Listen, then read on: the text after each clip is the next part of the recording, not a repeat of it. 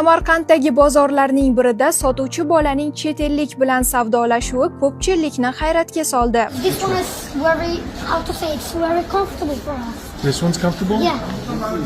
Yeah, I like this one.